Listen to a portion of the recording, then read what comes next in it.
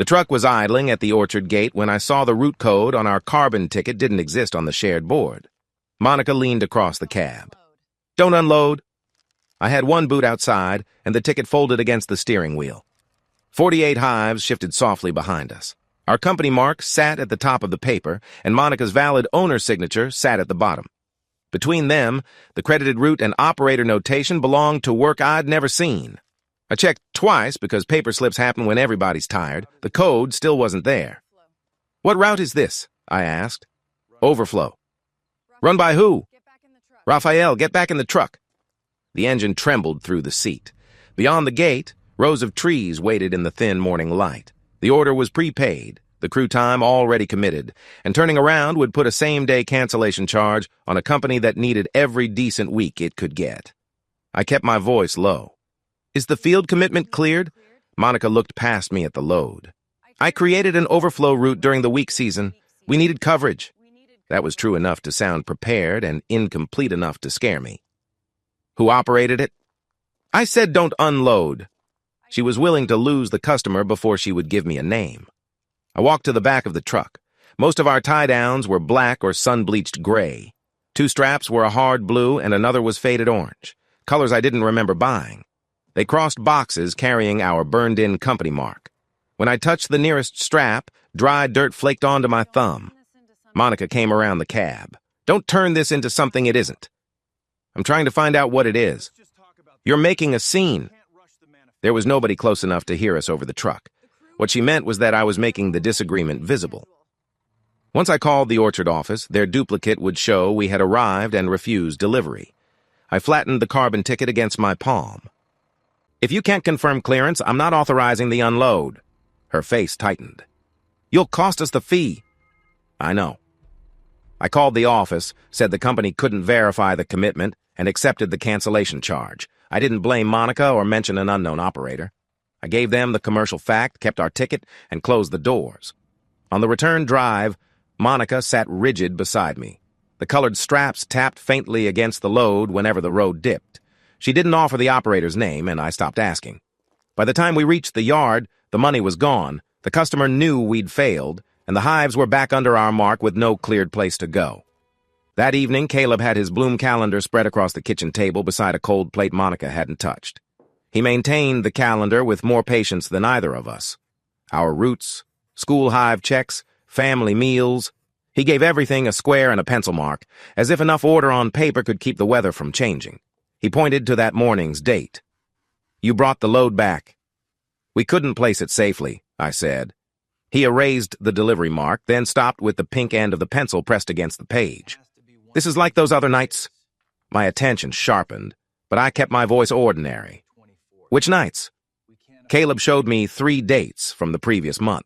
Each one had Monica's handwriting beside a listed route. Each one also had a note Caleb had made when she came home later than that route should have required. "Mom said the passenger seat had to stay empty for paperwork," he said. "But the paperwork was always in the back. Why couldn't I ride with her?" I didn't have an answer I could safely give him. Monica's keys scraped against the front door. She entered the kitchen, saw us leaning over the calendar, and stopped. Caleb asked her directly, "Were these overflow nights?" She set her bag on the counter. "They were work nights." "That's not what I asked." "Caleb," I said gently. Monica opened the refrigerator without taking anything out. "Schedules changed. That happens in this business." Caleb looked at me, waiting to see whether I would endorse her answer. I wanted to ask Monica, who had occupied a truck seat our son had been told to leave clear. Instead, I told him, "Don't change your old notes. Just mark what you actually know." He drew a short line beside each of the 3 nights, then used the same mark on the returned load date. It was his own category, not her route and not mine. After he left the table, I studied the 4 separate marks. They didn't prove who had run the hidden route. They didn't prove why Monica had kept the passenger seat unavailable. They proved only that this hadn't started that morning. The next morning, the yard was quiet except for bees working the weeds along the fence. Monica's truck was gone, but the returned load sat exactly where I'd parked it. I carried the shared route board into the maintenance area and started with what I could establish instead of what I feared. I compared the board against the maintenance tags fixed to each hive stack. Several tags showed wear that didn't fit the listed orchard runs. Fresh rub marks crossed older paint, and one buckle had been replaced with hardware we didn't normally use. None of that identified a driver. Equipment moved, crews improvised, and memory got unreliable when the season tightened. Monica returned while I was checking the third stack. "You inventorying me now?" she asked from the doorway. "I'm inventorying company equipment." "I already told you what happened." "You told me you created overflow work.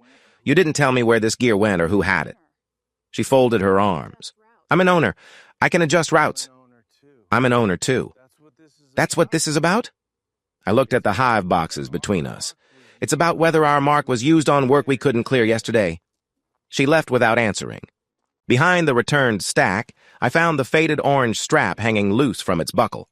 Dirt had collected in the weave. It was rust-colored and sticky, unlike the pale, dry dust from every orchard listed on our board that month. I detached the strap and set it on clean paper. It proved the gear had been somewhere else. It didn't prove where, why, or with whom. I slid the company carbon ticket into a separate sleeve and wrote down where each item had come from. I didn't keep them together, and I didn't put either one back in the truck where anybody could mistake them for ordinary gear. Then I called the customer's office. I said I had a company-side ticket that didn't match our shared route board and asked to compare it with the duplicate they had retained. The answer came back an hour later. Priya Nand would meet me that afternoon. Until then, I had a paper trail and a dirty strap. I still didn't have an operator. Priya met me in the small office beside her loading lane. Through the window, I could see equipment being rearranged because our hives hadn't entered the orchard. Our cancellation had already become somebody else's lost morning. "I'm comparing paperwork," I told her. "I'm not asking you to decide which owner is right." "Good," Priya said. "I have trees moving on their own schedule. They don't care about an ownership dispute." She laid her customer duplicate on the desk but kept one hand beside it. I placed our carbon ticket next to hers. The company mark, delivery time, route code, and credited operator notation lined up. The pressure marks on her duplicate showed those entries had been made on the company side before the sheets were separated. Priya tapped the route line. "This came to me filled in. I didn't add it, and nobody here changed it." "So it wasn't a correction on your copy?" "No." I had driven over hoping she would find a transposed mark, a hurried rewrite, anything small enough to fix. Instead, her duplicate confirmed that the discrepancy had traveled out of our company already formed. "Can we reschedule once I verify clearance?" I asked. Priya looked through the window at the loading lane. "I've already lost time. If I hold this opening for you, I could lose more. We'll absorb the delay cost. You can't give me back the morning." She canceled the contract at the desk. The same-day charge from my refusal had been the first loss. This was bigger. The remaining orchard work, the expected payment, and the customer relationship were gone. Priya made one comparison copy and handed it to me. She kept her original duplicate. "You may use that to verify timing and paperwork," she said. "Don't use my name to claim I know who created the route or why." "I won't." Outside, I called Monica and told her the contract was over. "You had no right to take internal paperwork to Priya," she said. I showed her the ticket for her own order. "You could have saved this. Then tell me who operated the route." She went silent before ending the call. Priya's cancellation hadn't answered that question. It had made sure we could no longer dismiss it as mine alone. By the following morning, Theo Crane was coming to reclaim the ordinary equipment from the returned load. He was our operations lead, and Monica had approved the pickup as an equal owner. I asked Lena Alvarez, the cooperative chair, to attend, because the dirty strap and conflicting tickets could no longer remain private objects in my possession. Before Theo arrived, I gave Lena only the commercial sequence: the missing board entry, my refusal, Priya's duplicate, the cancellation, and the separated strap. "No marital theories," Lena said. "I haven't offered one. Keep it that way." Theo drove into the yard and went straight to the return stacks. He barely looked at the labels before identifying which pallets, loaders, and covers he intended to take. "That gear is under operations," he said. Monica cleared the handoff. Lena stood between him and the maintenance table. "The uncontested equipment can move. The strap and paper materials stay." Theo glanced at the faded orange strap. The pause was brief, but he knew which stack it had come from without asking me. "That's ordinary route gear," he said. "Then a review should settle it," Lena replied. He loaded the black and gray straps, the spare covers, and the uncontested pallets. Lena placed the orange strap inside a clear evidence sleeve, sealed our company carbon ticket in a separate section, and added the comparison copy Priya had authorized. She marked the handoff time across the seal. I signed only as the person transferring possession. Once Theo had moved the ordinary gear, Monica stepped out of her truck. She didn't ask what Theo had known about the unlisted equipment. She asked Lena, "Why did Raphael call you privately?" "Because the disputed materials needed neutral custody," Lena said. "You two discuss our company often?" "Monica," I said. "Theo just recognized gear tied to a route you won't explain." Her eyes stayed on Lena. "That wasn't my question." Lena lifted the sealed sleeve. "The same access rules apply to both owners. This isn't private anymore." Theo left with most of the equipment he'd come for. Lena left with the strap and both ticket records. I stood in the opening he'd cleared and understood what had changed. We hadn't stopped ordinary work. We had stopped the disputed trace from disappearing into it, and Monica seemed angrier about who had helped me preserve it than about what it might establish. Later that day, Lena and I spread the permitted records across a table in the cooperative's records room. The sealed materials stayed in her custody. We worked from copies, the shared board, maintenance dates, and the notes I had made before transferring anything. No single item gave us the answer. Caleb's calendar showed 3 earlier nights when Monica's stated work didn't fit the family schedule. The maintenance tags showed the same equipment had been used between listed runs. Priya's duplicate proved the concealed route notation had originated inside our company. The colored strap linked that notation to the returned gear, and Theo's handoff conduct showed familiarity with gear he hadn't needed labels to identify. Lena examined the credited operator notation again. It wasn't a full name. It was the designation our company used for the person controlling route operations. On each of the relevant dates, that responsibility belonged to Theo. "The timing repeats," I said. "It does," Lena replied, and Monica's owner's signature authorized the work. She said it was one adjustment. "The records don't support one adjustment." Lena brought Theo into the room for one narrow question. She didn't show him the sealed strap. "Did you control overflow loads on these dates?" she asked. Theo looked at the copies, and then at me. "I handled the work Monica assigned to operations." "All 4 dates?" He hesitated. "Yes." After he left, Monica came in alone. Lena told her the comparison established repeated off-board work under Theo's operations control. "I created overflow coverage to keep the company moving," Monica said. "Why was it absent from the board Raphael shared?" Lena asked. "I didn't need his permission for every adjustment." "That isn't the question." Monica looked at me. "You got the name you wanted. It wasn't what I wanted. It was simply what the materials now supported. Theo had repeatedly run a concealed overflow route under our company mark, and Monica had authorized and protected it." Lena stated the boundary before I could reach beyond it. "This does not establish a personal relationship. It doesn't establish pressure on any worker. It establishes concealed operations and incomplete field records." I nodded because the distinction mattered, even with anger pressing against my ribs. Lena authorized a limited trace review of the route materials. To learn how the route had actually operated, we would need accounts from workers assigned to it. I had started with one bad ticket and hoped to correct an error. I left the records room knowing there was a hidden operating system inside our company, and that my wife had built it around Theo. That evening, I waited at the quiet edge of the cooperative lot while the last trucks rattled toward the highway. The security light above the equipment shed buzzed and blinked.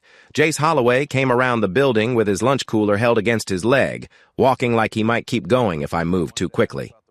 "You wanted to ask about Theo's route," he said. "Only what you saw yourself." Jace looked across the lot before answering. "Those off-board runs weren't emergency coverage. We worked them enough that Theo kept a separate route kit." "How often?" "I'm not giving dates yet." The word "yet" mattered. I let the silence sit. He told me Monica and Theo usually arrived together. They left together, too, even when the crew returned in separate trucks. That could have meant convenience. It could have meant they were coordinating work. I was angry enough to build a whole private life from the angle of 2 people walking across a parking lot, so I made myself ask the narrower question. "What did you personally handle?" "Their veils." Jace rubbed one thumb along the cooler handle. "They'd leave them in Theo's kit after the runs. Washed, dried, folded together, always the same, too. Monica washed our work gear at home, or I had believed she did. I pictured 2 clean veils paired inside Theo's kit and felt the concealed route open another door, but a picture in my mind wasn't evidence of an affair. "Did they say they were together?" "Not to me." Jace met my eyes for the first time. "I'm telling you how they showed up. And what I saw. Nothing else. I asked whether he would repeat that to Lena or a neutral reviewer. His face tightened. Theo still controls shifts, and I need his reference if I'm going to get hired anywhere decent after this season. That was the leverage. Not a threat shouted across the yard, just work disappearing from a schedule or one withheld reference following a man into the next job. I told Jace I wouldn't press him into a statement. I asked permission to tell Lena only that a root worker needed protection before giving more detail. He nodded once. No name until somebody can tell me what protection actually means. When he left, I stayed beneath the buzzing light. I knew Monica and Theo had traveled together and stored their washed veils as a pair. I didn't know why. More importantly, the person who might help establish it was still working under Theo's hand. The next morning, the cooperative review bay smelled of dust, old wood, and cold machinery. Brooke Cho cleared a steel table before Lena placed the sealed evidence sleeve on it. Brooke read the time across Lena's seal, checked my transfer signature, and entered the custody sequence on a fresh form before touching anything inside. Monica and Theo watched from the marked line beyond the table. Ruthie Bell stood near the open bay door, studying the stacks that had been brought in for comparison. Brooke opened the sleeve and examined the faded orange strap without scraping away the dried soil. She compared its worn edges with the root paperwork Lena had preserved, then checked the maintenance identifiers on the disputed equipment. Theo folded his arms. Root straps get reused. They do, Brooke said. That doesn't erase a consistent wear pattern. So what are you claiming? That this strap and the listed equipment were used in work that isn't properly reflected on the shared records. I'm not claiming why. She classified the soil only broadly enough to show it didn't fit the orchard sites listed for those dates. Combined with the wear and paperwork, it supported a field record inconsistency tied to the concealed root. It didn't tell us what Monica and Theo had said to each other in private. It didn't turn Jace's observation about the veils into proof of intimacy. Monica stepped closer to the line. Did Lena give you access? Raphael couldn't have gotten through the normal process. Brooke turned the custody form so Monica could see it. Lena received these materials during the controlled handoff attended by both ownership sides. My access begins with her documented transfer. No one received a private exception. That answer left Monica nowhere to place the evidence except on the table in front of us. Brooke attached hold tags to the related equipment. The sharp rip of each paper backing sounded louder than it should have. One loader went dark, then another. Theo could reclaim ordinary gear, but nothing connected to the unresolved record could move until Brooke cleared it. Ruthie counted the tagged stacks. How much of next week's work is sitting here? Enough to affect assignments, Brooke said. The hold gave me something I hadn't possessed before, a neutral finding that the physical trace and company paperwork didn't agree. It was a safety and records decision, not a verdict on my marriage. Then I looked at the stopped machinery and understood who would pay while we figured out the difference. By the end of that week, the hold had reached the shift board. Ruthie stood in the crew break area with the posted roster in one hand and a payroll printout in the other. Around us, paper cups sat untouched beside the coffee machine. Jace checked the board, found one of his regular assignments missing, and stepped away without looking at me. Ruthie tapped 3 crossed-out blocks. These aren't theoretical hours. They were on the roster, and now they're gone. I had been thinking in terms of disputed stacks and protected records. Ruthie translated all of that into rent, groceries, and gas money. We couldn't keep using equipment Brooke hadn't cleared, I said. I know why it stopped. Ruthie's voice remained level. I'm asking whether either owner thought about who loses a check when it stops. The honest answer was that I had thought about the crew as people I was protecting from uncertain work. I hadn't thought enough about them as people with less control over the cost of my decision. Monica came through the break area without stopping. A few conversations died as she passed. Once the door shut behind her, Ruthie lowered the payroll sheet. She's been asking people questions. About the held route? About you and Lena. Whether you meet alone. Whether Lena calls your personal number. How long you stay after cooperative meetings. The questions matched Monica's fixation during the handoff, but Ruthie said they had begun earlier, before Brooke's review and before anyone had raised a marital allegation in a formal setting. What did people tell her? I asked. That isn't your business either. Ruthie placed the roster over the payroll sheet. The crew isn't here to investigate your marriage for either one of you. She was right, and the correction landed hard.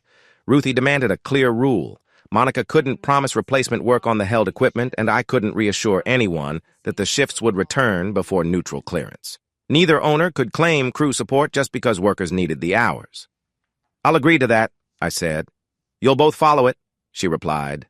"Agreement isn't much use if only one owner hears it." Jace had already left the room.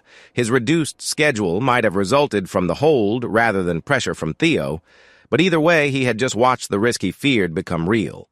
I went into the dispute believing I could contain a hidden root. The crossed-out shifts showed that containment had consequences, and the people absorbing them hadn't been asked. Warren Pike scheduled the accountability intake in a plain, cooperative meeting room. Before the owner's session, Jace came through a side entrance and received a written explanation of confidential intake and witness protections. He didn't file a statement. He left with the paper folded in his jacket, still deciding whether the rules were strong enough to matter. When Monica, Theo, and I entered, Lena was already seated beside the custody record. Ruthie had submitted a separate summary of lost shifts and asked not to be treated as either owner's representative. Warren began without ceremony. "This process can determine provable commercial conduct, workplace pressure, and operating safeguards. It cannot decide whether a marriage survives, and it cannot change equal ownership." That last limit frustrated me more than I wanted to admit. Even if the process established that Theo had run concealed work, Monica's ownership rights would remain intact. Theo asked, "Does this interfere with ordinary scheduling?" "It creates contact boundaries while concerns are reviewed," Warren said. "It doesn't assume a finding." Monica slid a page toward him. "Then I want Raphael's contacts with Lena logged. Calls, private meetings, everything." Lena didn't answer the accusation hidden inside the request. Warren did. "If contact logs are necessary, the same rule applies to every participant and every relevant contact. I won't create surveillance for one owner based on an unsupported suspicion." Monica pulled the page back, but she didn't withdraw the demand. I accepted the equal rule. It gave Jace a possible path to speak, kept the commercial materials protected, and prevented me from using growing suspicions about Monica as a substitute for workplace evidence. It also left our company trapped inside rights Warren had warned us he couldn't remove. After the meeting, Omar Velez called about his listed orchard contract.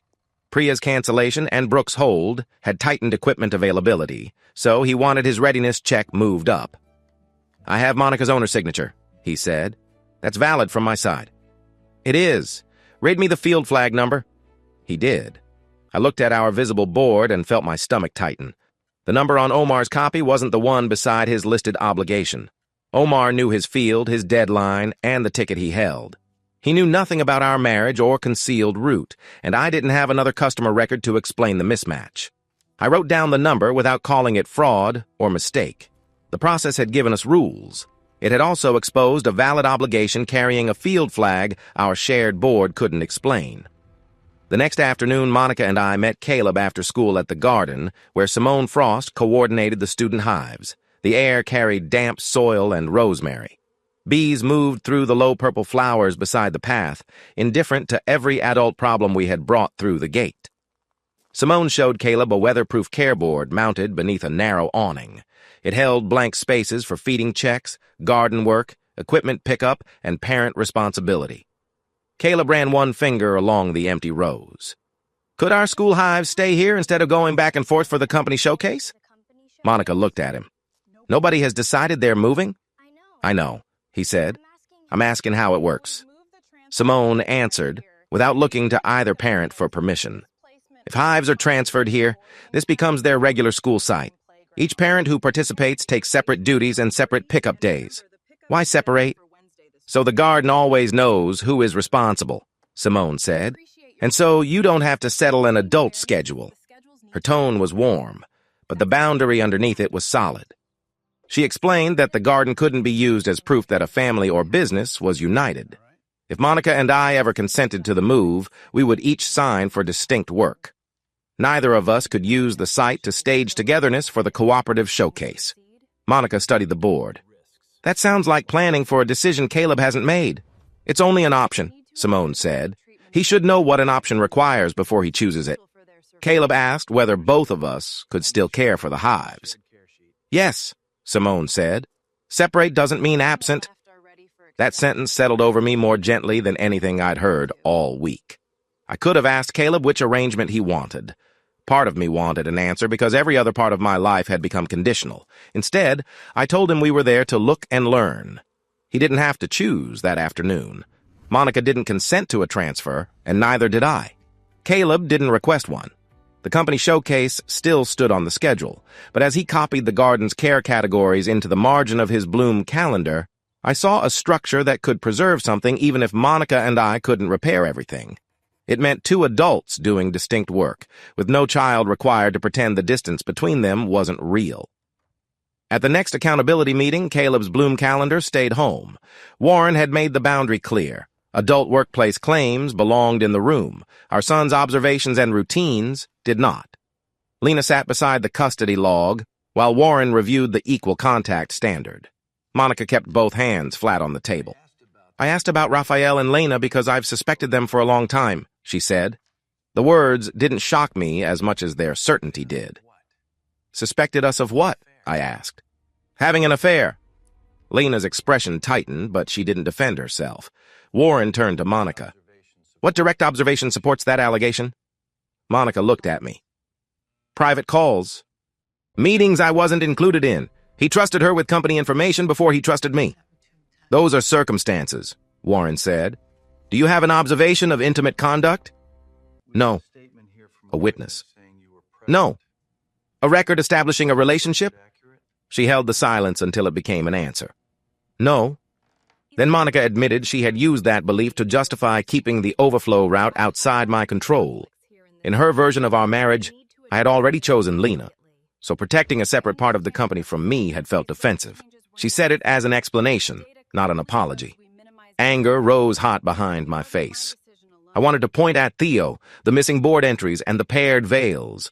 I wanted to make her unsupported story prove whatever story I feared about her. Instead, I forced myself to remain inside the same standard. We've established that Theo ran concealed routes under Monica's authority, I said. That doesn't establish an affair, and Monica believing something about Lena doesn't establish one either. Monica stared at me as if my refusal to counterattack had taken away the argument she had prepared. Warren entered her allegation only as an unsupported belief that influenced an owner decision. It could explain why Monica claimed she acted. It couldn't become a finding against Lena or me. The distinction didn't make the accusation harmless. Monica had built part of her secrecy around a private verdict, and then treated that verdict as permission to remove work from our shared view. The marriage conflict now contained accusations in both directions, but they didn't carry equal proof. I left without feeling vindicated.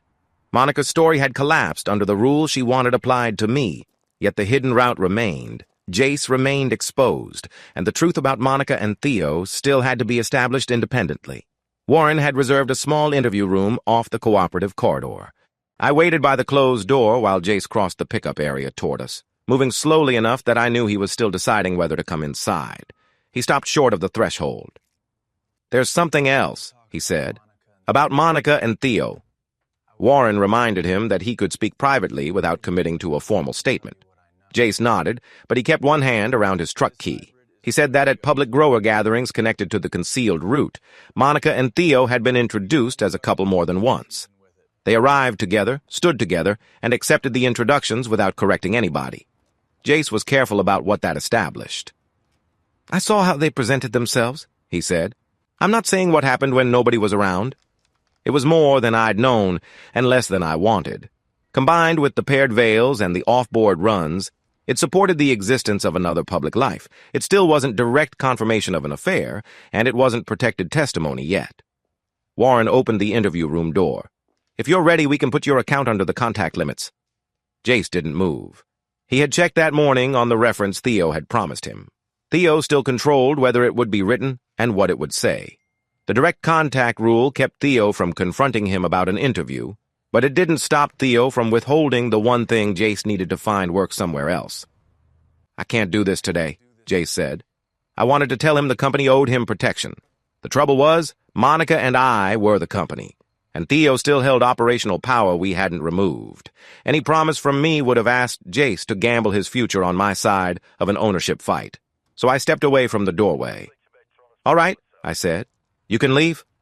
Jace crossed the pickup area without looking back. His truck started, pulled out, and disappeared beyond the cooperative fence. Warren closed the unused interview room. No statement had entered his custody. No rule had been broken. Still, Theo's control over one unsigned reference had accomplished what direct pressure couldn't.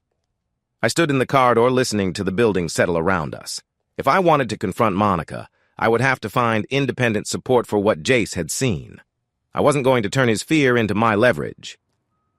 The next day, I went to a public staging site for an authorized inspection of our company equipment. The held gear stayed under Brooks' tags. I was there to identify the uncontested boxes, root kits, and truck equipment that could still be accounted for without disturbing her hold. Monica's truck was parked beside the loading shelter. For years, she had insisted that the passenger seat remain open for root binders and loose paperwork. Caleb had noticed that it stayed empty even on the nights when her schedule stopped matching the family calendar. That afternoon, the seat wasn't empty. Theo's field jacket lay across it, folded with the care of something that belonged there. I recognized the worn cuff and the dark patch near one pocket from mornings in our yard. No root binder sat beneath it. No stack of tickets explained why it occupied the place Monica had kept unavailable to the rest of us. I recorded the truck number and photographed the jacket where it lay. I didn't open a personal pocket or remove anything. Inside Theo's root kit, 2 washed veils had been tucked together behind the clean gloves. One was his. The other had Monica's small stitched repair along the edge, a repair I'd seen at our kitchen table. They weren't merely stored in the same general equipment bay. They had been washed, folded, and put away as a pair. A card rested with the public event materials. It thanked Monica and Theo for hosting a grower gathering and referred to them together not as owner and operations lead, but as the 2 people who had welcomed everyone. The wording matched what Jace had described without relying on him to repeat it. I documented the card and left it in place. None of those things proved intimacy by itself. A jacket could be forgotten. Veils could be stored together. A grower could misunderstand a relationship. I wrote exactly what I had observed because I had already seen what happened when suspicion got promoted into fact. But the traces didn't stand alone anymore. The concealed route, shared arrivals, paired veils, joint host card, and occupied passenger seat all pointed in the same direction. I looked through the windshield at Theo's jacket where Caleb or I had never been invited to sit. The empty place hadn't been reserved for paperwork. It had been reserved against us. I still needed Monica to tell me what that meant. Lena and Warren brought a temporary operating plan into the cooperative conference room 2 days later. Ruthie attended for the crew, and Theo sat opposite her with the stiff patience of a man being asked to surrender authority 1 clause at a time. The plan was practical. Monica and I would both sign equipment movements and new route commitments. Worker contact would go through a protected channel. Theo could provide operational information, but he couldn't privately question Jace or anybody else about the intake. Marital issues would be discussed separately from workplace findings. Ruthie tapped the scheduling section. Neither owner gets to promise our availability until we've seen the actual assignment. Lena added that condition. Theo leaned back. You can't run field work by committee, he said. You've been running some of it where no committee could see it, Ruthie replied. Warren stopped the exchange there and returned us to the draft. The room smelled like old coffee and warm printer paper. Each revised page came out with fresh signature lines at the bottom. I accepted the joint signature requirement. It limited me as much as Monica, but that was the point. I also accepted protected worker contact and a separate place for the marriage discussion. Monica read the draft twice before speaking. I'll agree if the affair allegation is excluded from every business consequence. It was the first time she had named the issue without disguising it as my supposed relationship with Lena. She still hadn't confirmed anything. Warren said, an intimate relationship by itself won't establish workplace misconduct. That isn't enough, Monica said. Nothing related to it can affect operations. I looked at the clause concerning Theo's authority. If the relationship is tied to why he received concealed root control, you can't insulate every connected decision. You want the business process to punish me for your marital theory. No, I want the business process allowed to examine how authority was used. The distinction mattered, but it didn't produce agreement. Monica wanted a wall broad enough to protect every decision involving Theo. I would agree only to a wall that kept intimacy from substituting for evidence. I initialed the joint signature and worker contact sections. Monica left her signature line blank because Warren wouldn't add her blanket exclusion. Without both owners, none of the plan could begin. The unsigned pages stayed between us. For a moment, I had believed process might preserve the work while the truth caught up. Instead, the draft showed us exactly where the company could break. Monica and I owned equal halves, and either signature could stop the other from moving anything at all. Later, in the same mediation cycle, Warren moved Monica and me into a smaller room. He restated the boundary before we began. The truth about our marriage could be acknowledged there, but it wouldn't become proof that Theo had pressured a worker. That required its own evidence. I told Monica what I had observed at the staging site. I described the paired veils, the joint host card, and Theo's jacket in her passenger seat. I didn't mention Jace's unfinished interview. I didn't need to make him the hinge anymore. Monica listened without interrupting. When I finished, she stared at the grain of the table. "Yes," she said. "Theo and I have been having an affair." The room seemed to lose every small sound except the ventilation above us. She confirmed that they had presented themselves as a couple at gatherings connected to the overflow route. When people introduced them that way, they accepted it. She said it had been her choice, not something Theo had forced on her, and not something my friendship with Lena had proved or caused. I had imagined that answer in a dozen angrier voices. Hearing it delivered quietly was worse. There was nothing left for me to expose in that moment. Monica had confirmed the double life herself. "How long?" I asked. "Long enough that I knew what I was protecting." She wouldn't give me intimate details, and I didn't ask for them. What mattered was already in the room. She had built a public life with Theo inside work she kept hidden from me. Then Monica looked at Warren. "This still doesn't prove Theo intimidated Jace." "No," Warren said. "It doesn't." I hated that she was right about the boundary. I also understood why it had to hold.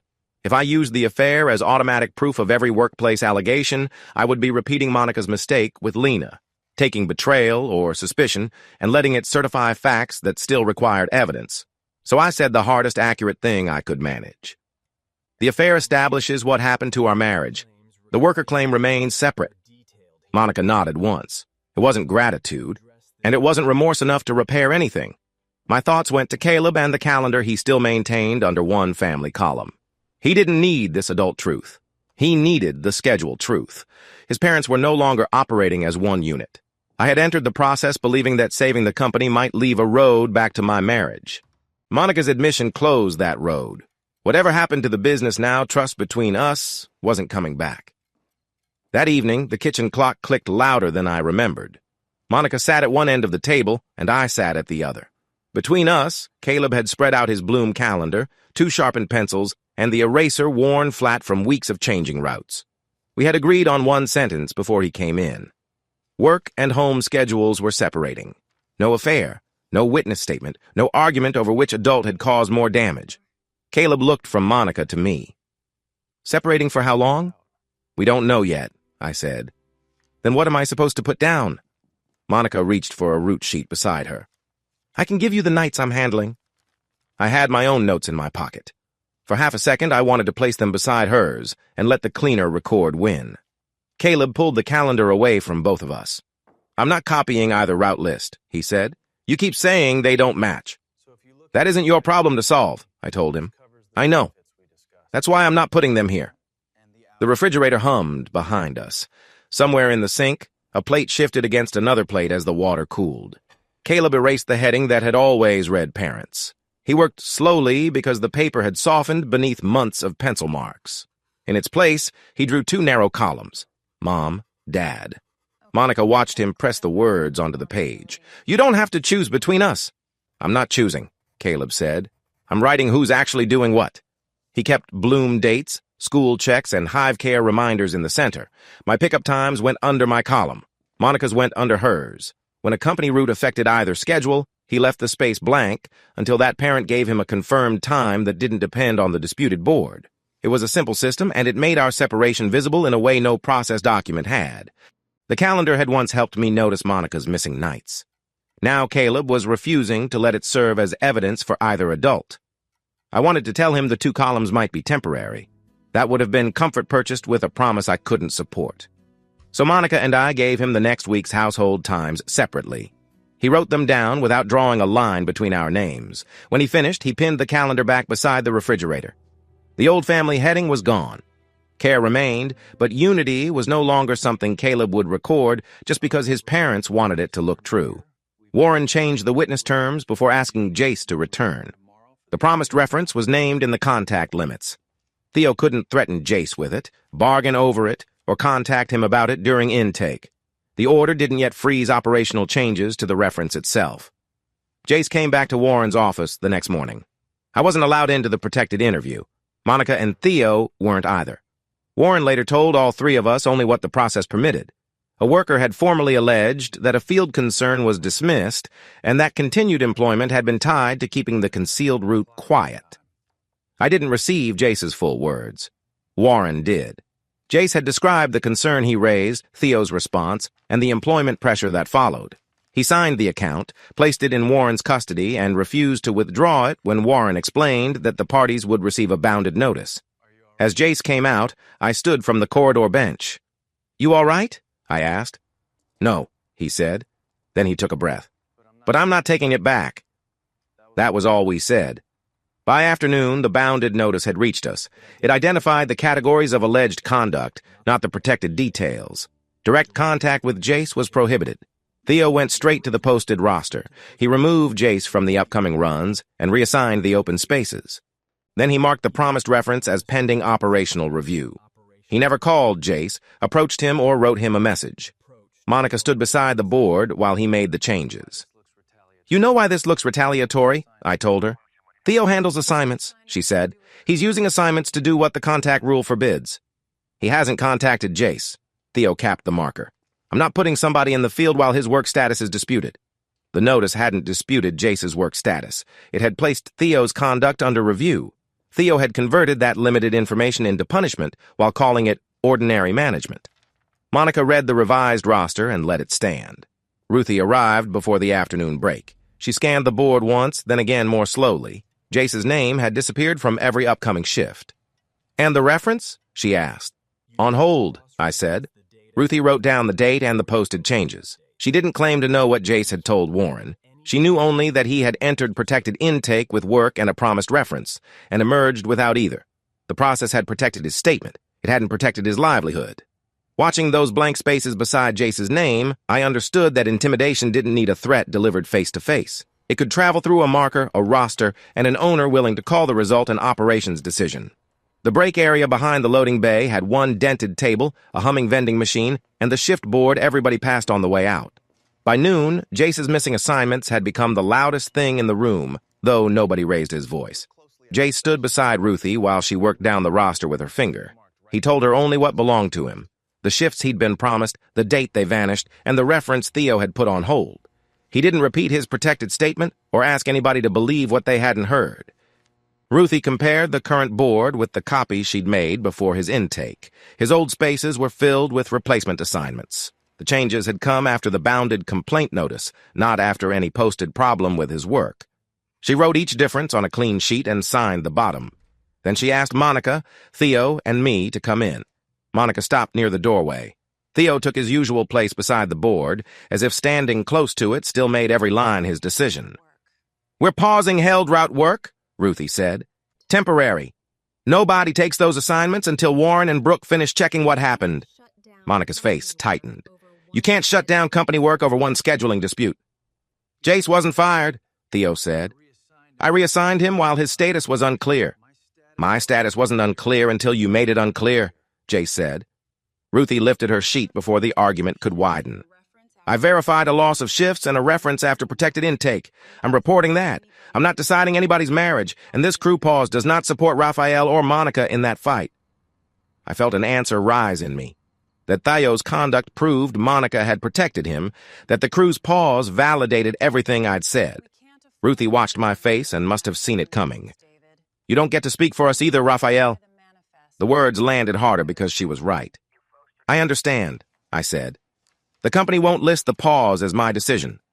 Ruthie sent her documented comparison to Warren and marked held route assignments unavailable pending review. Theo no longer had a full crew to move through that work. Neither did I. Jace folded his empty schedule and put it in his pocket. For the first time, I saw his loss without measuring how useful it might be to my case. The crew had stopped speaking for the owners. Accountability now included people who could refuse me, too. Warren's process office had gray walls, a metal filing cabinet, and a printer that seemed too loud whenever nobody spoke. He called Monica in first, with Theo and me seated on opposite sides of the room. Monica placed her phone face down on the table. "Theo asked me to pass along a work status question to Jace," she said. "I didn't send it." Theo leaned forward. It was a clarification. Jace needed to know whether he was available if the pause ended. "He needed to hear it from you?" Warren asked. "Through Monica," Theo said. "I followed the no-contact rule." Warren didn't argue over the phrasing. He wrote one sentence on his pad and looked up. "The rule bars direct witness contact. Using an owner as an intermediary defeats its purpose." Monica crossed her arms. "So what am I supposed to do when operations questions come through me?" "You don't carry Theo's messages to Jace. Scheduling goes through a neutral roster from this point forward." Warren expanded the order in plain language. No indirect messages. No reference changes while the complaint remained active. No private assignment adjustments by Theo, Monica, or me. Every crew opening had to be posted through the same neutral schedule, with the time and reason for any change visible. A violation could affect access to cooperative work. Theo gave a short, humorless laugh. "You're punishing operations before making a finding. This prevents leverage while facts are reviewed," Warren said. "It isn't the finding." That distinction frustrated me because it was honest. A stronger boundary didn't prove what Theo had done. It only stopped him from continuing through the same gap. After Theo left, Ruthie brought in her signed roster comparison. Jace waited outside until Monica was gone, then entered to confirm that he hadn't requested the work status message and hadn't authorized anyone to negotiate his reference. Warren accepted Ruthie's sheet into the process file. He froze the reference at its pre-complaint status and gave Ruthie control of posting the neutral roster. She could record availability, but not promise workers to either owner. Jace studied the fresh schedule before writing his availability beside his own name. "This means Theo can't erase it?" he asked. "It means any change has to be visible and explained," Warren said. It wasn't perfect protection. Nothing could return the pay Jace had already lost. But Theo had lost the quiet channels that let pressure resemble routine management. The dates could now be compared. Jace's complaint, his removed shifts, the stalled reference, the replacement assignments, and Theo's attempted message through Monica. Priya joined the statement intake from her Orchard office. Through the screen behind Warren's desk, I could see stacked field maps, a dusty window, and the corner of the metal cabinet where she kept her customer paperwork. Her original carbon duplicate lay on the desk in front of her. Warren began with the limit. "We're taking commercial facts only. If you don't know something firsthand, say so." "I plan to," Priya said. Monica had asked whether the cancellation showed that I'd disrupted a workable route. I wanted Priya to confirm that the hidden code belonged to the same concealed system Theo ran. Theo had submitted a question asking whether Priya had ever seen him create or alter her paperwork. Each of us wanted her facts to stretch toward our preferred conclusion. Priya wouldn't let them. She confirmed the prepaid delivery time, the company mark, and the route code on her duplicate. She explained that the credited operator notation came from our company side, not from her office. She also stated the cancellation cost and the schedule disruption caused when I returned the hives instead of unloading. Then she looked directly into the camera. "I don't know why Monica approved that route. I don't know whether Theo created the code. I know nothing firsthand about their relationship, and I know nothing about how Jace was treated." Monica shifted in her chair. "But Raphael canceled before you requested it." "He called because clearance couldn't be confirmed," Priya said. "I then canceled rather than accept an uncertain delivery. That's what happened. I'm not assigning marital motive to it." Warren excluded the broader questions and read back the bounded statement once. Priya approved it for process custody, but kept the original duplicate in her own office. She slid it into a clear sleeve while we watched. Months earlier, I'd treated that ticket as the first piece of a case that might give me back control. Now it proved less than I wanted and exactly what it should. The time, the company origin discrepancy, and the cost somebody else had absorbed. Priya wasn't my ally. She wasn't Monica's either. She was a customer whose orchard had been disrupted by our company. I accepted her limit without arguing for another sentence. That left Brooke and Warren with a clean commercial timeline they could compare against the protected workplace dates, and left everything Priya hadn't witnessed outside the record. Brooke began the review with Jace and Ruthie before either Monica or Theo entered the room. The sealed evidence envelope sat beside her, still marked with Lena's original custody notation. Jace confirmed only the date he'd raised his field concern. Ruthie authenticated her roster copies and the replacement assignments. Warren kept Jace's full statement closed in the protected file.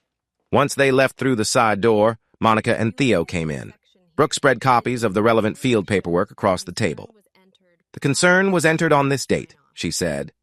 It was later refiled as resolved, but there's no worker follow-up, no confirmation from Jace, and no field review supporting that change. The refiled root materials also retain one unresolved field flag reference. It identifies no customer or commitment here, and I can't assign it a motive. Theo stared at the page. Records get cleaned up all the time. Then we compare the surrounding actions, Warren said. He went through them without drama.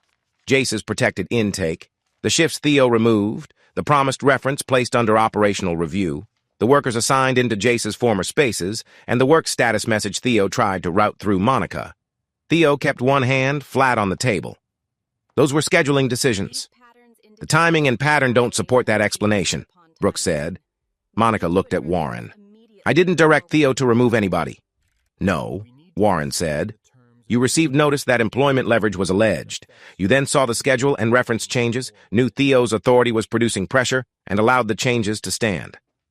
The room went quiet enough that I heard the vent click off. Warren stated the finding. Theo had used scheduling and reference control to intimidate Jace after a protected workplace concern. Monica hadn't originated every action, but she'd knowingly tolerated the pressure instead of stopping it. The finding didn't mention the affair. It didn't need the washed veils, the joint host card, or Monica's admission about their second life. Brooke had aligned field paperwork with protected dates. Ruthie's roster showed the employment loss. Theo's attempted indirect message completed the pattern. I had wanted a finding for so long that I'd imagined it would feel like something breaking open.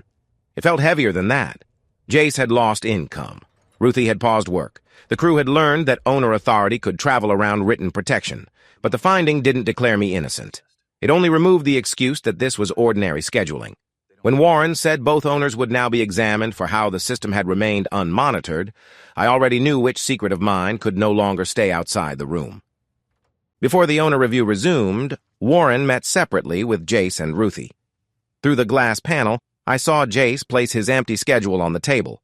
Ruthie pointed to the neutral roster and made clear that no owner could promise the crew back while Theo still controlled routes. Then they left, and Warren brought Monica, Theo, Lena, and me into the accountability room. I'd spent weeks telling the cleanest, true version of myself. I was the excluded owner who stopped an uncertain unload, preserved the ticket, and protected a worker's right to speak. All of that was true. It just wasn't all of it. I hit a cash flow shortage before the overflow route started, I said. Monica's eyes narrowed, but she didn't interrupt. I moved money from our family reserves into payroll. I didn't disclose how weak the season had gotten because I thought the cooperative would lose confidence in us. Then I let Monica handle overflow commitments without meaningful review. I wanted the income without having to expose why we needed it. Lena lowered her pen. Theo leaned back. So you handed off the work and complained when you didn't control it. I handed off oversight, I said. That helped make this possible. It doesn't make the affair or what happened to Jace mine. Warren gave a small nod. The distinction stayed in the room without becoming an escape. My admission changed the shape of the failure.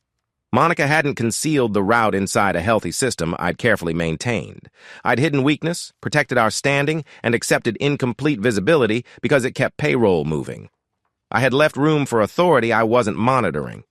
Monica looked down at her hands. The route supported payroll, she said. That's why I kept Theo in authority. Warren waited. Monica raised her eyes. And because removing him would have ended our relationship.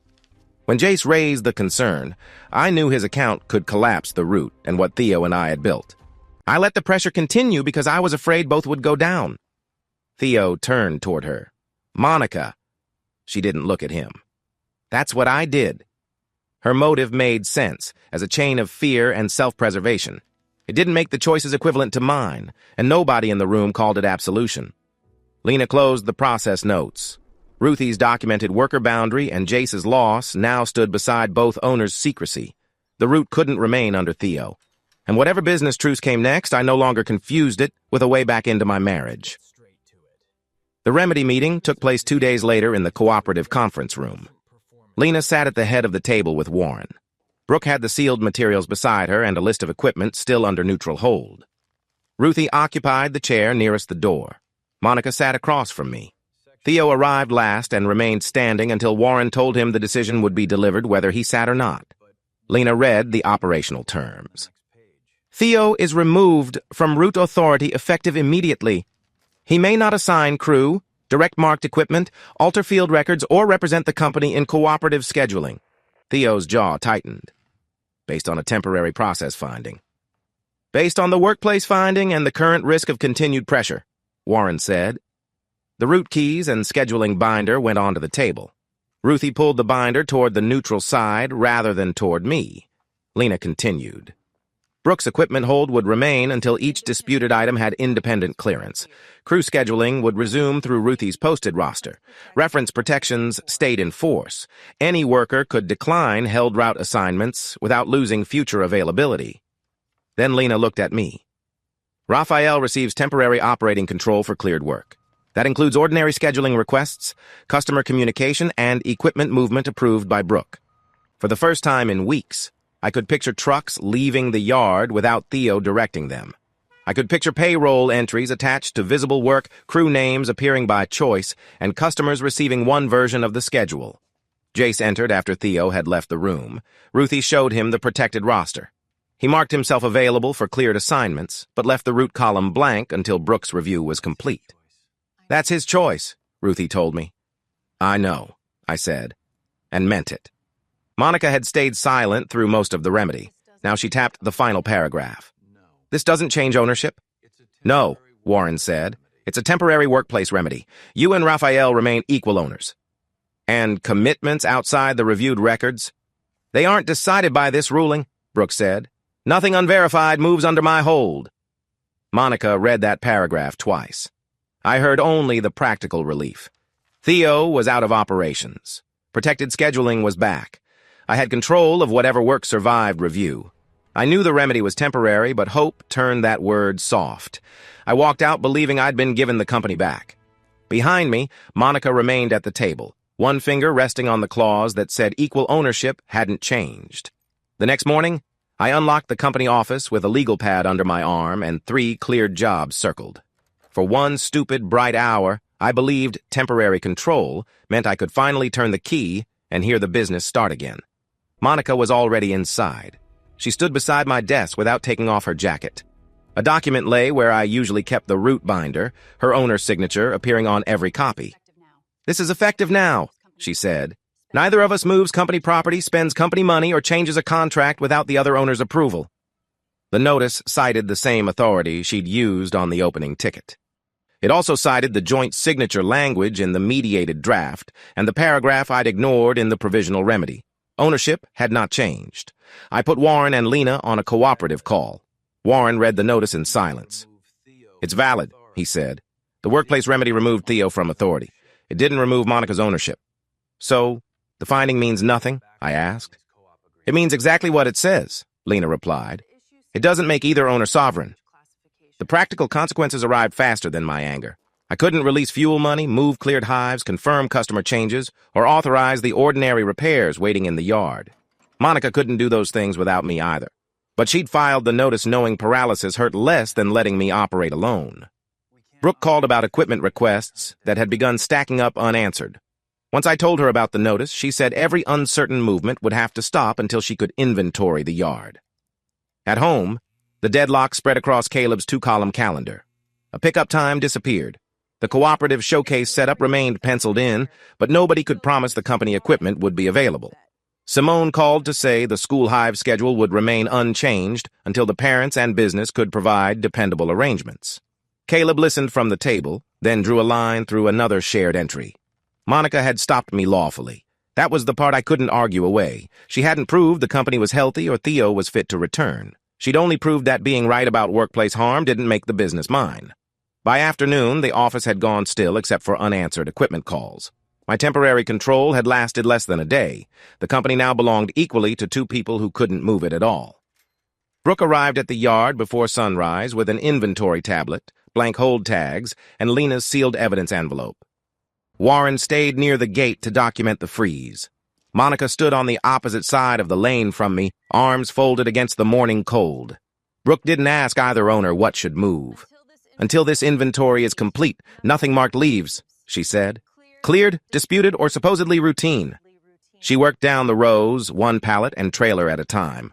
Each tap on her tablet sounded too loud in the empty yard. Equipment that should have been working sat behind locked gates while the sun climbed over it. Lena compared Brooke's count with the temporary operating list. Warren checked only whether the freeze applied equally. Nobody offered me an exception because I'd received provisional control the day before. That control was gone. Near the back fence, Brooke stopped beside a group of marked equipment already strapped for transport. "This was reserved," she said. Monica looked over. "Everything gets reserved during Bloom." "Not like this." A field flag was clipped to the lead load. Its number matched an unresolved entry buried in the refiled paperwork, but neither the reservation nor the flag appeared anywhere on our shared board. The equipment had been set aside before the deadlock notice, as though someone expected it to leave on a schedule I'd never seen. I remembered the mismatched flag number Omar had shown me weeks earlier. It looked familiar, but familiarity wasn't proof of customer terms, and I said so. Brooke photographed the inventory position, recorded the identifiers, and attached neutral hold tags. "I can establish that the reservation exists," she said. "I can't establish who it's for or whether the required clearance was completed." Ruthie waited by the shift board while the inventory continued. When Brooke stopped the last disputed movement, Ruthie erased the expected assignments attached to those loads. The blank spaces included work Jace had once relied on and shifts other workers had expected that week. "How long?" Ruthie asked. "I don't know," I said. "That's what they're losing money over." The freeze had seemed like time to investigate. From the crew side, it was another morning without pay. By noon, the marked equipment remained parked, the gate remained closed, and the unexplained field flag had become more than an old mismatch. Someone had reserved real equipment for a commitment nobody had put on the board. Ruthie posted the revised shift sheet, while Monica and I stood at opposite ends of the board. She wrote the lost hours beside each removed assignment, then drew a box around the empty days. "These aren't your hours to promise," she told us. "The workers decide whether they're available after they receive the same clearance fax." Monica glanced at the blank roots. "We still have valid obligations." "Then show everyone the same information. Until that happens, you don't have a crew." Jay stood beside Ruthie with his name returned to the protected roster. His corrected status didn't give him back the shifts he'd already lost. He picked up the marker, wrote pending beside his availability, and set it down. "I'm not agreeing to a route before I know what it is," he said. I almost told him I wouldn't send him anywhere uncertain. That would have made his boundary sound like a promise from me. So I kept quiet.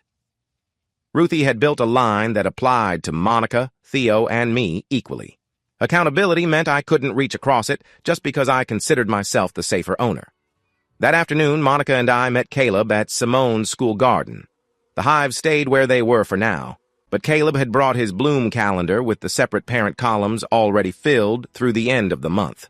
Simone showed us the care board where the neutral garden schedule could hang. Caleb looked at Monica, then at me. "I'm not doing the cooperative showcase." Monica's mouth tightened. "You've worked toward that all year." "I worked on the hives. I didn't work on pretending the company and our family are still one thing." He hadn't been told about Jace's protected statement or the process findings. He didn't need them. He knew our work schedule kept collapsing, workers were staying home, and his parents no longer shared a household column. "I want the school hives moved here," he said to Simone. "Can we do that instead?" Simone answered him before either of us could take over. "Yes, but only if your parents accept separate care and pickup duties. No shared showcase, and nobody uses this garden to act like they've reconciled." Caleb nodded. Monica didn't answer. Neither did I. The crew had refused to let us pre-commit their labor. Our son had refused to let us pre-commit his loyalty to a family story that no longer existed. Both boundaries cost me control, and both were necessary. Omar called the next morning and told us to meet him at the edge of his field. Wind moved through the branches behind him, carrying loose petals across the access lane. The bloom had advanced faster than his original schedule allowed. "I don't have several days for your ownership dispute," he said. I need to know whether the equipment is coming. Monica arrived in her truck. Brooke came separately to review whatever customer record Omar could provide. I had expected another verbal deadline, something we could compare against the existing contract while the freeze held. Instead, Omar opened a weathered folder and removed a carbon ticket.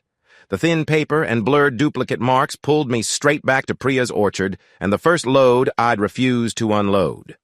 This ticket wasn't Priya's, and it didn't prove the whole concealed system by itself. But it used our company form, listed reserved marked equipment, and carried the unresolved field flag number from Brooke's inventory. Monica's signature sat at the bottom. "That's a valid owner signature," Omar said. "I relied on it." Monica looked at the ticket. "It reserves the equipment." "It reserves it for my field," he said, "and my deadline is now." He didn't ask about our marriage, Theo, or why I hadn't seen the commitment. Omar knew his own contract and the season moving past him. That was enough. Brooke asked permission to compare the original against the company paperwork. Omar signed the transfer line and handed the ticket directly to her. She slid it into a clear sleeve without making a finding at the field edge. "I'll return it after the comparison," she told him. "I need an answer before I need the paper back." I'd wanted the unexplained reservation to be an inventory mistake. A load tagged early and forgotten. Omar's duplicate ended that hope. The obligation looked lawful from his side, and the equipment behind our gate had been reserved for it. What remained uncertain was whether Monica and Theo had completed the clearance required before anyone could send workers or marked equipment into the field. Omar turned toward the branches. "If you stop this now, you don't just lose a contract. I lose the window." I believed him. Protecting the crew would no longer cost only our company. Whatever Brooke found, somebody outside our marriage was about to pay for it. Before Brooke began the comparison, she called Omar to confirm only the delivery window and field flag number. She didn't tell him what she suspected. He repeated the deadline, then asked when the equipment would arrive. "I'm still reviewing the records," she said. At Brooke's station, Omar's sleeved ticket lay beside the inventory list. The unresolved field flag matched the one clipped to the reserved equipment. The company-side paperwork carried the same equipment identifiers, but the commitment had been refiled outside the shared board after Jace's concern disappeared from ordinary follow-up. Lena and Warren joined us for the finding. Monica sat beside Theo. Ruthie remained in the yard with the neutral roster because she hadn't been given the concealed commitment facts, and Brooke wasn't going to release protected material just because the deadline was tightening. "This isn't an omitted ordinary job," Brooke said. "The customer ticket, reservation, field flag, and refiled paperwork establish a separate commitment. Monica authorized it as an owner. Theo handled it through the concealed root system." Monica didn't deny her signature. "Owner authority made the obligation valid. It made the promise facially valid to Omar," Warren said. "It didn't complete the clearance chain." Theo leaned forward. "The equipment was selected. The field was identified. The customer is waiting." Brooke tapped the comparison sheet. "None of that replaces the missing clearance." The finding didn't depend on the affair or on a single piece of paper. Omar's ticket supplied the customer terms. Brooke's inventory supplied the reserved equipment. The old field flag discrepancy tied the job to an obligation I hadn't seen, and the refiled records showed how it had been kept outside the board. Lena looked toward the frozen yard. "What happens if it doesn't move?" "Omar bears the immediate field loss," Brooke said. "The company bears the contract and seasonal consequences." Afterward, Ruthie asked whether the crew should remain available. Warren told her only that the freeze continued and no cleared assignment existed. She left every disputed line blank. Omar received no conclusion, only noticed that the comparison was unfinished. Monica and Theo still had an owner-signed obligation they could point to. What they no longer had was a credible claim that it had been properly cleared. I'd spent weeks trying to prove what had happened. Now proof had become the smaller problem. If the equipment moved, the same concealed system would become completed work. If it didn't, Omar would lose the window. The commitment had to be disclosed or performed, and time favored the people willing to move first. Theo moved first. By the time Brooke called me, the reserved equipment had left the frozen yard and was staged outside Omar's field gate. The company marks were visible from the road. Colored straps crossed the loads, and engines idled as if the only remaining question was when the gate would open. "Those hold tags should still be in the yard," Brooke said. Lena called while I was driving out.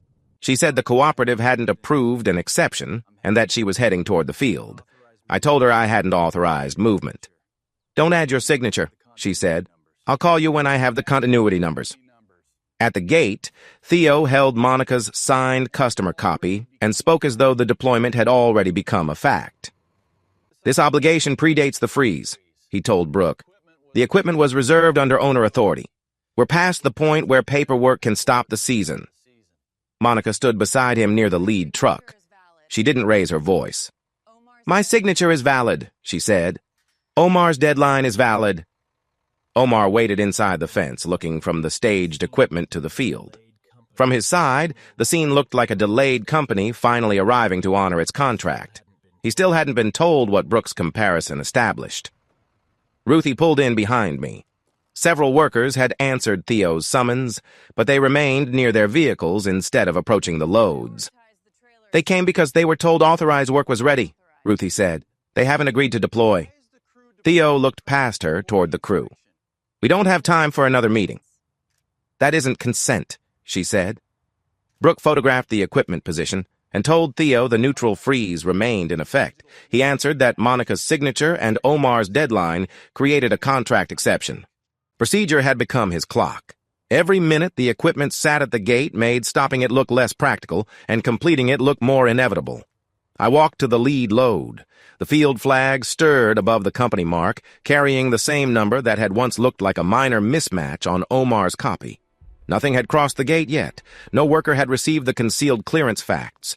Omar hadn't been told why his valid-looking ticket was under dispute. I hadn't granted co-owner authorization. But the equipment was there, the bloom was advancing, and engines were burning fuel. Monica and Theo had turned urgency into momentum, and momentum into pressure. Lena's name lit my phone again. I stepped toward the fence and answered while everyone at the gate waited to see whether I would help make the staged commitment irreversible. Lena didn't waste time pretending she had good news. I need one shift, she said through the phone. Her voice stayed calm, but I could hear engines behind my own breathing. Don't disclose Brooke's finding yet. Let Omar's work finish, then I'll take the violation to Warren. Brooke can impose tighter controls afterward. I looked across the gate. Brooke stood beside the lead truck, documenting its position while Theo watched her. Ruthie kept the waiting crew near their vehicles. Omar remained inside his fence, staring at equipment he believed had arrived to save his field. You're asking them to work without knowing the clearance failed, I said. I'm asking you to preserve the season while we still can. Lena's argument wasn't foolish. One completed shift could protect Omar's crop window, restore payroll, and keep the cooperative from scrambling to cover another failed contract. It might even leave enough money for a settlement instead of a collapse. That was what made the request hurt. Warren had spent weeks separating proof from accusation. Brooke had confirmed the commitment belonged to the same concealed system. Ruthie had told both owners that workers would decide only after receiving equal facts. A stricter remedy tomorrow couldn't give them informed consent today. I won't promise silence, I said. Lena went quiet. If you stop this now, I can't promise the cooperative will stand behind your company afterward. I understand. When I ended the call, Monica motioned me behind the lead truck, away from Omar and the crew. Theo followed with her signed ticket in his hand.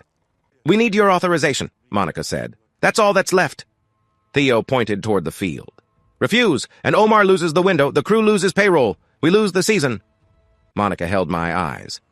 This company can still function, Raphael. Maybe not the way either of us wanted, but it can survive. You sign off, the equipment crosses, and Warren can deal with the rest later. They had compressed everything I'd once wanted into one demand. Payroll, standing, the company, some remaining structure around our broken household. Lena's alliance was on the same side of the scale now. I'm not authorizing it, I said. Theo's jaw tightened. Monica looked toward the waiting crew as if momentum itself might overrule me. Above us, the numbered field flag snapped in the wind. Nothing had crossed yet, but my next public act would decide whether it did. Theo stepped toward the lead truck. You've made your objection, now get out of the way.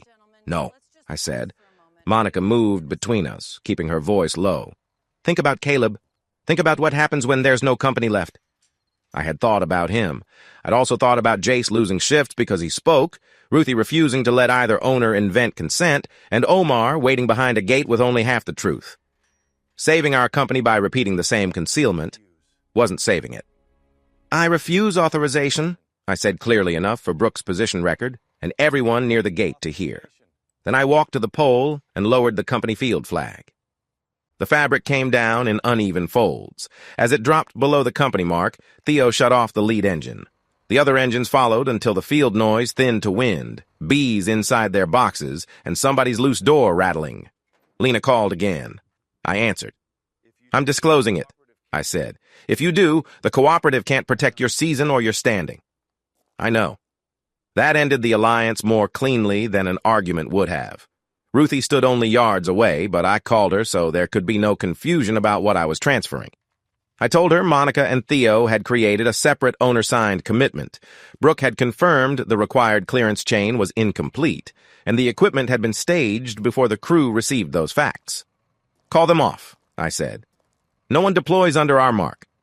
"I'll give them the facts," Ruthie answered. "They'll make their own refusal." I called Warren next and told him I was breaking with Lena's requested delay. Then I walked through the gate to Omar. "Our company created this risk," I said. "Monica and Theo concealed the commitment, but I helped make the business vulnerable before that. I hit a cash flow shortage, moved family reserves into payroll, and let overflow oversight go because I was afraid the cooperative would learn how weak we were." Omar stared past me at the parked loads. "Can you complete the job safely or not?" "Not under the clearance we have." Behind me, Monica said my name once. It wasn't a plea anymore. I told Omar the crew had been called off. The flag rested against my leg, its number folded out of sight, and with it went the last believable path back to our season, our company, and our marriage. Ruthie didn't accept my refusal as the crew's answer. She went from vehicle to vehicle, repeated the same clearance facts, and made sure nobody believed I was asking them to take my side against Monica. When she returned, she faced both owners. "The crew refuses this deployment," she said.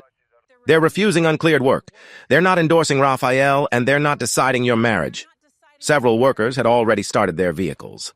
Their lost shift was becoming real in the sound of engines pulling away without company equipment behind them. Theo lifted Monica's signed ticket. "You're letting one owner destroy valid work." Ruthie shook her head. "An owner's signature doesn't decide worker consent." Monica looked at me. Her face had gone still in the way it did when anger became calculation. "You understand what you've done?" she asked. "Yes."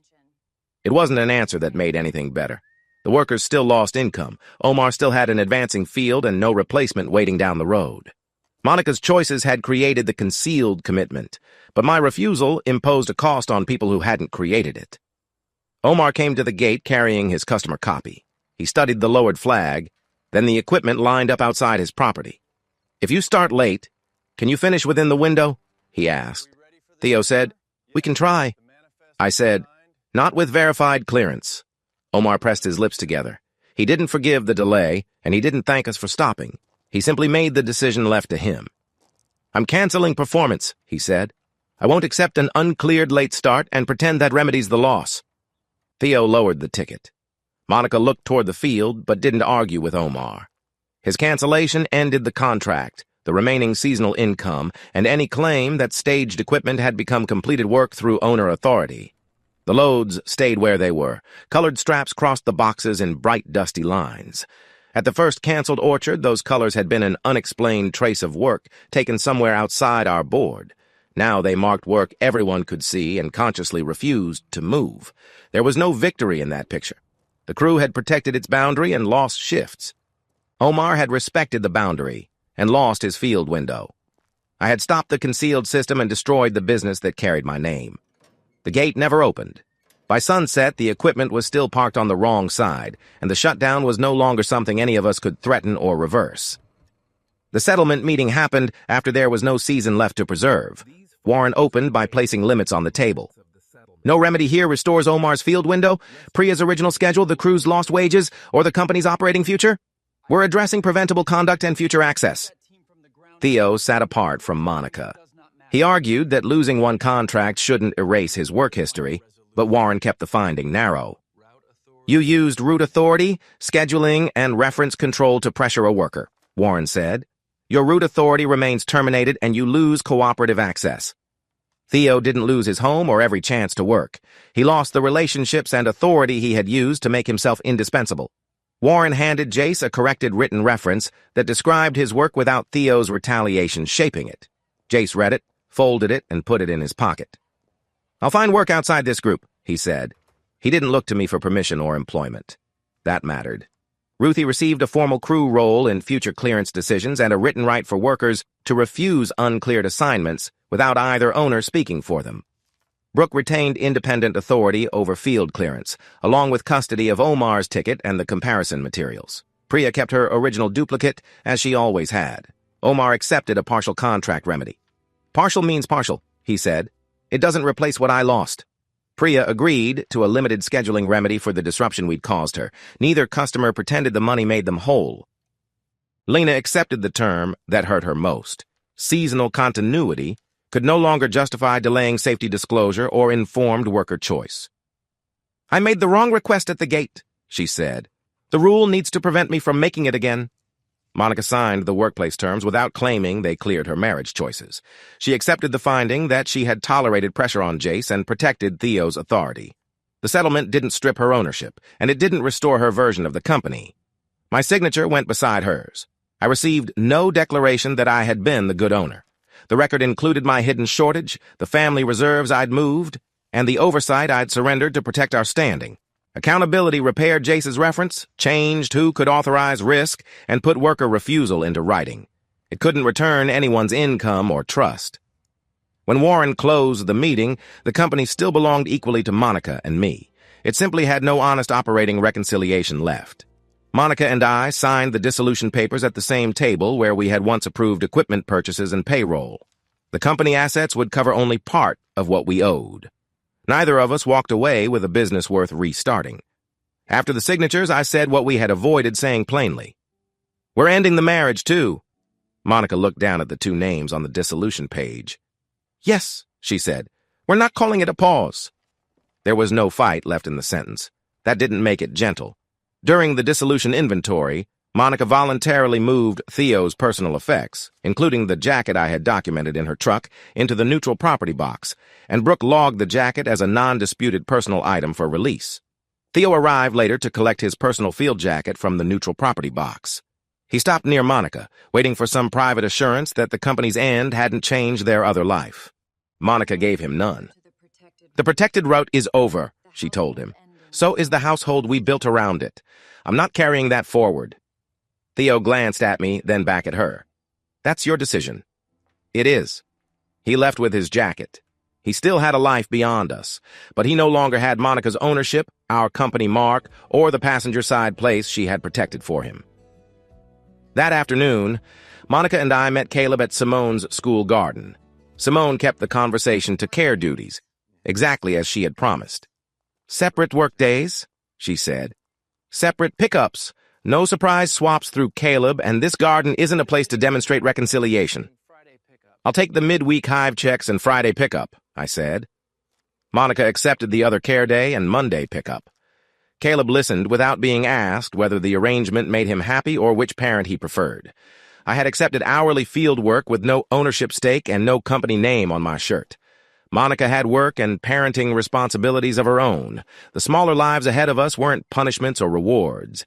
They were what remained after the structure we had abused was gone. Caleb asked only one question. Will both of you put it on the new calendar? Yes, Monica said. Yes, I told him.